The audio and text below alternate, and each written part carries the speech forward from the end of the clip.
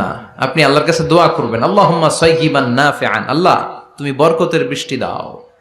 আল্লাহুম্মা গাইসান মুগীসান মারিআন মুরিআন নাফিআন গায়রা দার। বিষ্ণুই পড়তেন, আল্লাহ এই বৃষ্টিটা যেন উপকারী হয়, এই বৃষ্টি থেকে যেন ঘাস লতা পাতা কিছু পায়, এই বৃষ্টিটা যেন আমাদের জন্য বরকতময় হয়, যেন কল্যাণময় হয়, কোনো ক্ষতির কারণ যেন না হয়, তুমি কবুল করো। আমিন। আবার বেশি বৃষ্টি হলে বিষ্ণুনবী দোয়া করতেন, আল্লাহুম্মা হাওয়ালাইনা ওয়ালা আলাইনা, আল্লাহ আমাদের এলাকায় আর বৃষ্টি দিও না, আমাদের চারিপাশে দাও। এই দোয়াগুলো পড়ার দরকার আছে না নাই? আল্লাহ যা বৃষ্টি দিবে এটা যেন আমাদের কল্যাণ হয়, আমরা পড়ি আমিন।